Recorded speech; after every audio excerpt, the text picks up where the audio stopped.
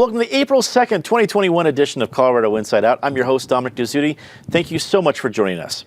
Immigration issues in Colorado made local and national headlines this week. The Defense Department is considering Peterson Air Force Base in Colorado Springs as a potential site to house unaccompanied underage migrants currently at the Mexican border. Meanwhile, Colorado lawmakers passed a bill that would grant housing assistance benefits to anyone, regardless of immigration status, with supporters of the bill believing that Colorado to be the very first state in the country to do so. Patty Calhoun from Westward, we start with you. How significant is this housing benefits change? Well, it's significant if you are an immigrant who doesn't qualify otherwise. I mean, it's really, really tricky if you're an immigrant here. I know that's not the only thing that came up at the legislature this week. We are no longer allowed to say illegal in a law. I think there's only one example of that. But the other thing that was passed, at least through one House committee to another, is setting up a legal defense, because in immigration court, you are not entitled to a defense. And many of the people who go into immigration court don't have any attorney there. And and often they are in this country for a very, very good reason, a refugee, family issue. And if they don't have a lawyer there, they might very well be deported. So that was another good move. As we're seeing coming through the border right now, not everyone is coming because they're a refugee. I don't even think we get to find out why so many people are coming, except we should have known this was probably going to happen. Peterson Air Force Base is the least of the places being named. I just heard they might open up some places in Montana, which should certainly be a surprise to people who are coming up from Mexico to suddenly wind up in the wilds of Montana. But it is really a challenge. I hope this government, for the children they do bring in, they keep track of them. They make sure they can put them with relatives in this country, because the fact that we still have some children who came over earlier, not separated from their family, is really a disgrace. David Kopel from the Independence Institute and DU Law School.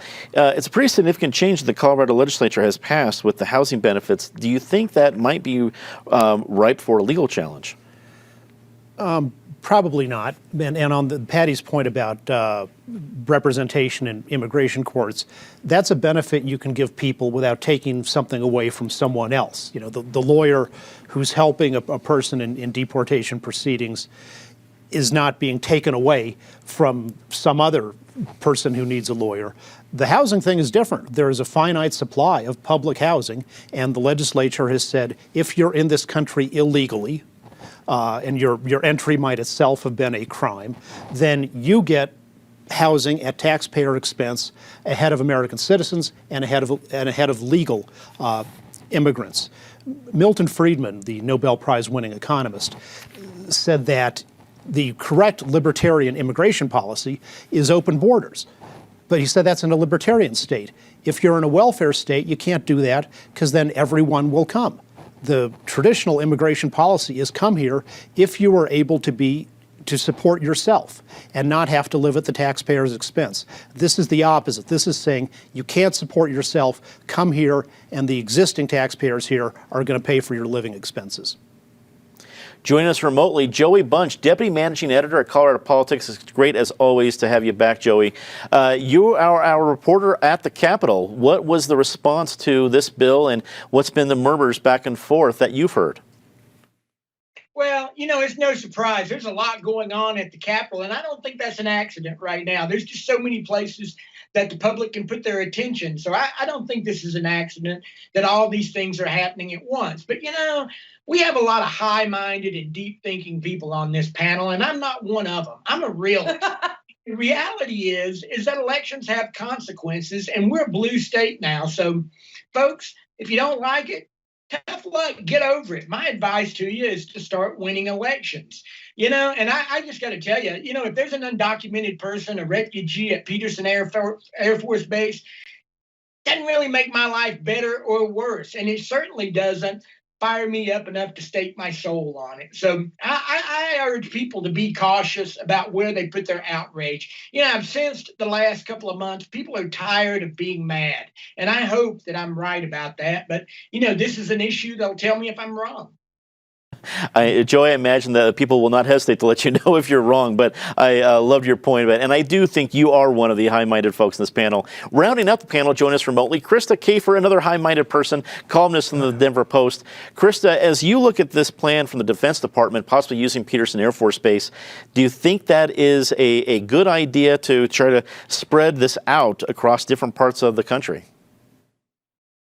Yeah, I always get a good laugh if Joey's on the panel. I'm not tired of being mad. I'm actually mad at being tired because it's allergy season and I'm quite tired. But yeah, I guess any place to house these refugees is any place to house these refugees. A lot of these folks are coming here to work. And you know what? I get that. My great grandparents came here about a century ago to work, and they did. They farmed. My great grandmother was a cook and a housekeeper in town. In addition to the farming, anything to support themselves.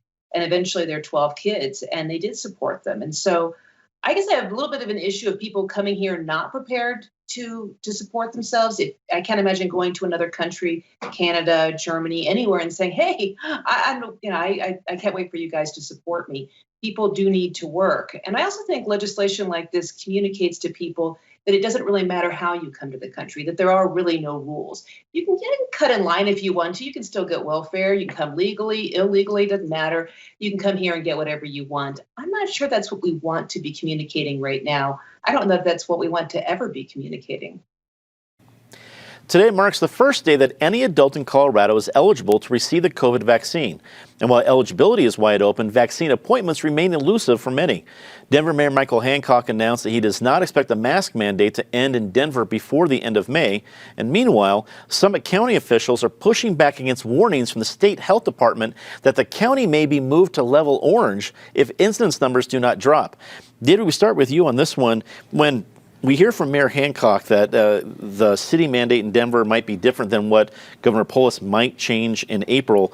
Are we headed towards a hodgepodge of policies, depending what city you're driving in, of what kind of mask mandate or other rules might apply? Well, sure, and that's the point of having not everything be uniform and centralized. Denver is a denser community than a lot of rural counties, so it's perfectly sensible that they could have different policies.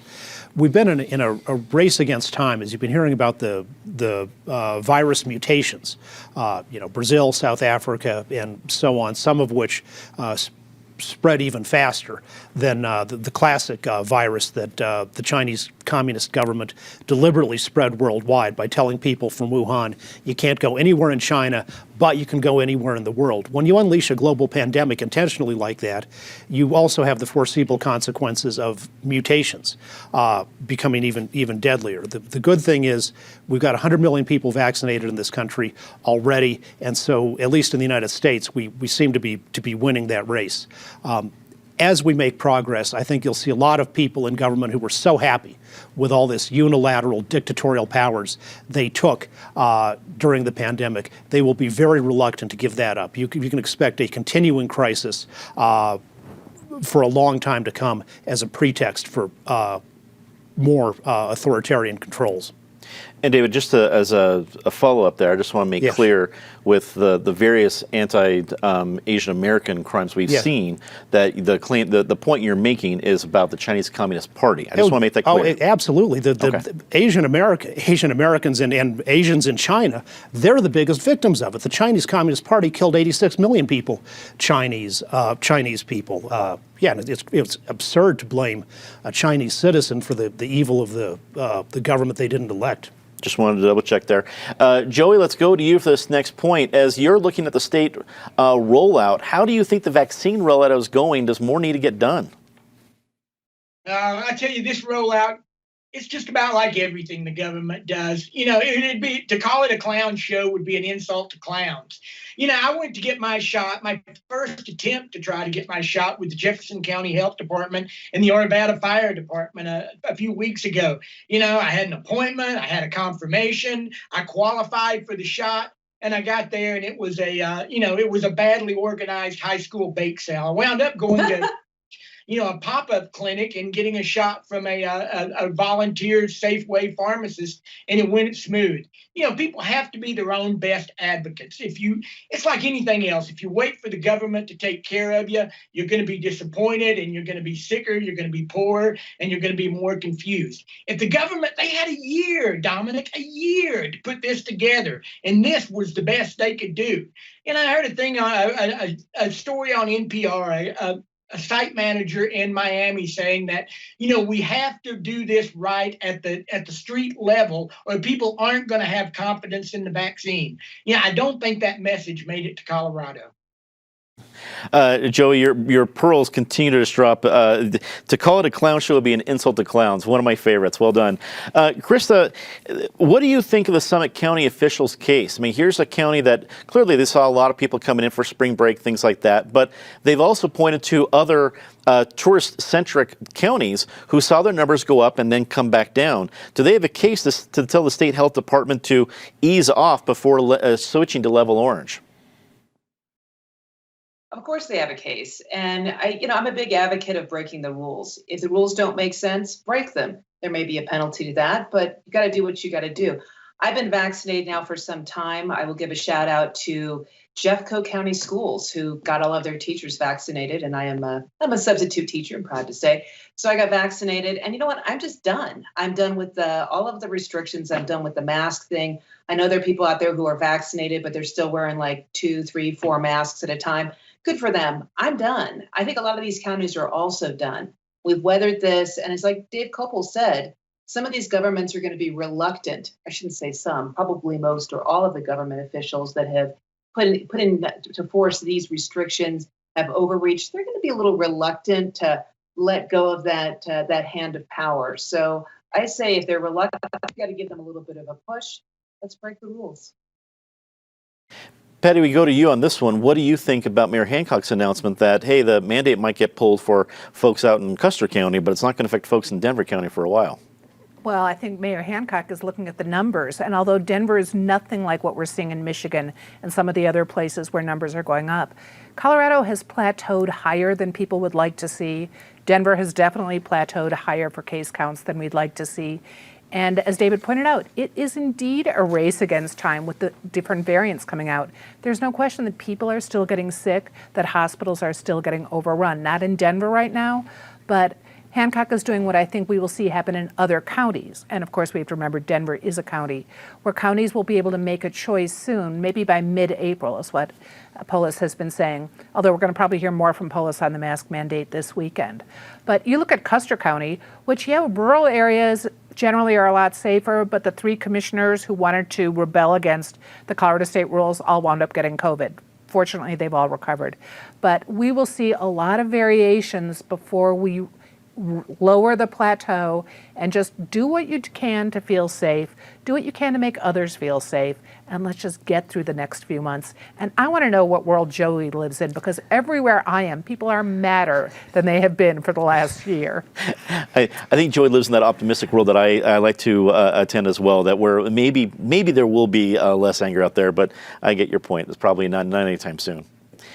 Colorado lost 2 very influential judicial pioneers this week. Mary Mullarkey, the first woman to serve as Chief Justice of the Colorado State Supreme Court, passed away this week, as Gregory Scott did, Colorado's first and only black Supreme Court justice. Mullarkey's legacy includes the longest tenure as Chief Justice in Colorado history and spearheading the Ralph L. Carr Colorado Judicial Center. Scott's legacy is also significant in Colorado, as he participated in over 1,000 legal opinions while a court justice. So, Joey, we start with you on this one. What was the reaction from politicians and other folks you spoke of losing both these pioneers this week? Well, first I'd say to Patty, it's been 86 days since the last insurrection at the U.S. Capitol. So I think things are calming down. Mary Mullarkey, I think it's almost fitting that she would leave us at the end of Women's History Month, because she definitely fit that bill. She's their longest serving Supreme Court justice. There are people in Colorado that I think of as timbers. They're strong and tall over public Mary Mullarkey was a timber. She was beloved and humble. She led with character and compassion, and we could use more of that kind of leadership in our state right now. We also lost Gregory Scott this week, our first Black justice on the state Supreme Court. And, more than that, he became a Supreme Court justice at age 49, which at the time was their youngest Supreme Court justice. And I think we need to think about that lesson, that we need to consider youth as a part of the diversity of our bench, because, in every facet of our life, I think we need to reflect who Colorado is today, not who it used to be or who we wish it were. Let's be Colorado, Colorado. Chris, as you look at the huge legacies both of these justices left behind in Colorado, what stands out to you? Well, I'm so impressed with both of these individuals. Justice Mullarkey and Justice Scott both became justices at a time when there weren't a lot of Black people on the bench. There weren't a lot of women on the bench. So they're pioneers. They broke through a ceiling and then laid a groundwork for the rest of us to be able to succeed. So if you look at the Supreme Court, or both the U.S. Supreme Court, but also the Colorado Supreme Court, you see women and men. If you look at our delegation to Congress, you see women, men, people of color with Congressman Neguse. We've got a great deal of diversity there, and that was not always the case. There was a time when these bodies were made up exclusively of men, and that's not to say anything bad about those men. I'm just glad that the door is open for more people. The irony, though, is that even though we see women on the Supreme Court, on both the U.S. and the Colorado Supreme Court, there's also been revealed lately by the Denver Post and other journalists that there's been quite a bit of sexism and toxic environment in the Colorado judicial system. So that says to me that even though we recognize the work of these great pioneers, there's still work to be done. Patty, you and I both get the honor of driving by one of Mary Mullarkey's biggest legacies, which is the Ralph L. Carr Judicial Center. It's an incredible building, and I don't think people understood that the Colorado Justice branch, the judicial branch, didn't have the kind of resources it did before that building was the way it is. What do you think will make some of the bigger headlines? We talked about the legacies of both of these pioneers. Well, first I have to argue with Joey again, because right as we sat to film this, there was an attack on 2 Capitol policemen who were injured. So unfortunately, people are still mad. We are not mad, we're sad about the loss of these 2 people who were really great jurists, showed what a sea change the court was going through at the time. Mary Mullarkey was responsible, really helped bring more power, bring more money, did not help bring more sex harassment, we hope, to the court, but Krista has a very good point there that we need more transparency. But these 2 were very great jurists. And one of the things about the last year is we haven't been able to celebrate so many important Coloradans that we've lost. They've just kind of disappeared during COVID. So these people should rightly be honored now. David, you're a esteemed lawyer at the table. I'm sure you have a lot of historical background in both of these giants. What's your take? My basic take is that behind every great woman is a great man. So let's also appreciate Tom Corson, Mary Mullarkey's husband, who worked very hard in supporting her, I'm sure, throughout all her career. But even also after she retired and she was having health problems, was a really loving and caring guy. And also is a fan of this show. So thank you, Tom, for watching. 8 more bills tied to the proposed $700 million stimulus plan were introduced in the state legislature this week.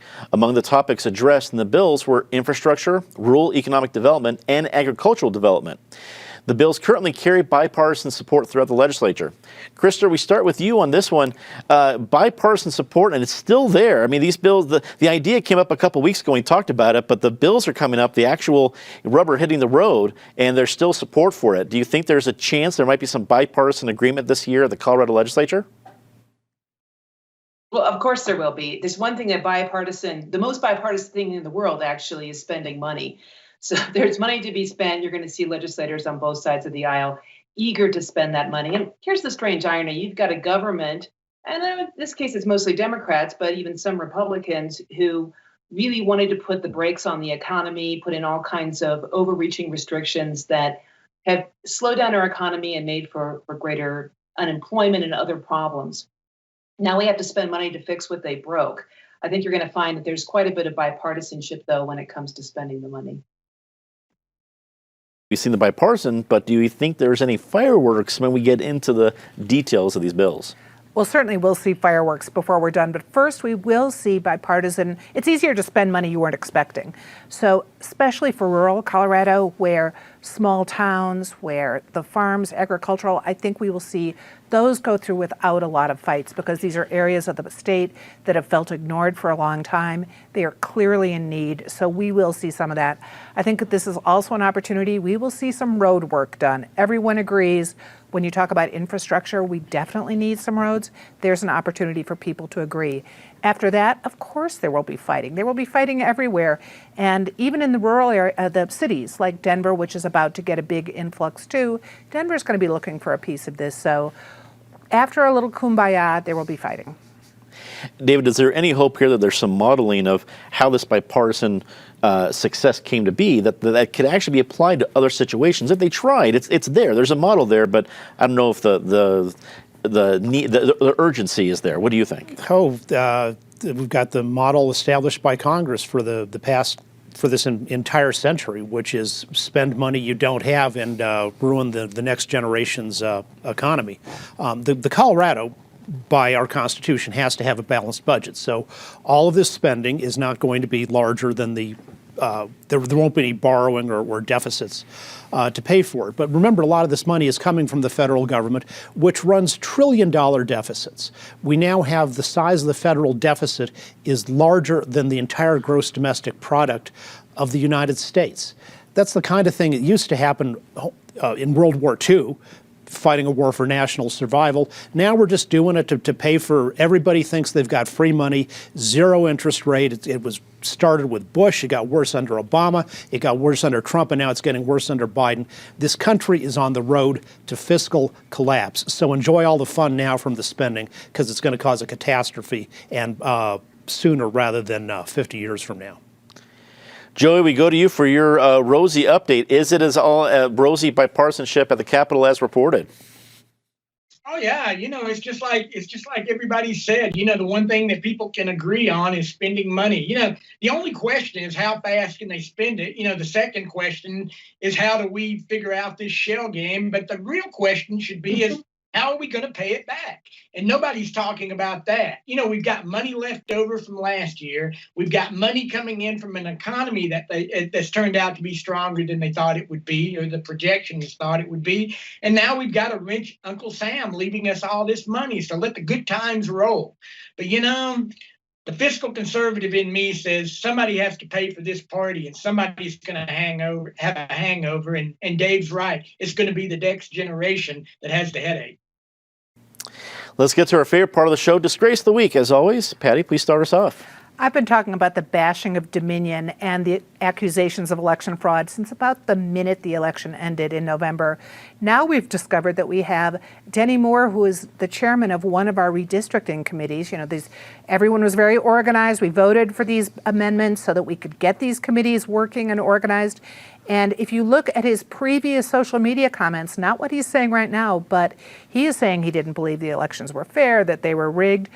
Let's hope he does a better job and doesn't rig this redistricting project. David. If Eric Sonderman were here, he would be saying something optimistic about the opening of the Colorado Rockies baseball season.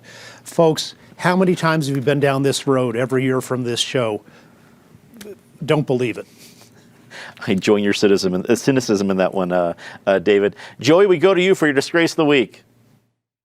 Well, I want to look north to Minneapolis, but I think that situation's just too heartbreaking. So I'm going to say Matt Gaetz, the representative from Florida. He is the Florida man among Florida boys. He's a disgrace to his party, he's a disgrace to Congress if these accusations turn out to be true. And at this point, it's hard to say there's not fire under that smoke. So Matt Gaetz, congratulations for embarrassing Florida. High bar he's shooting for there, Joey. It's well done. Krista, we go to you for your Disgrace of the Week. So my Disgrace of the Week goes to all those angry people, the cancel culture people, the people who want to silence others, the angry Twitter types. I just want to say one thing. Work a little bit on your spelling and syntax, and also read the column before you comment. Actually, people thinking through things before they say, and they thought I was the optimist, Krista. Well said. Let's get to Say Something Nice. Patty. I can't say that the Rockies are going to play well this season, but I went to opening day for a while, and I have to say, just the optimism of a beautiful April Fool's Day, seeing people downtown again, seeing people going to the restaurants, hanging out on the patios, whether or not they were going to the game. The people at the game were pretty funny, too. Talk about mad. They are mad at the owners, but they still went to the Rockies game to cheer the players they do like. So it was a great day looking at how Denver could reawaken. David.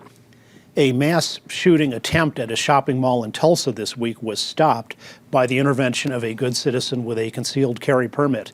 Of course, that's not national news. You never heard of that anywhere other than in the Tulsa newspaper. But it shows that guns in the right hands are an important contributor to public safety. Joey, we go to you for your Say Something Nice.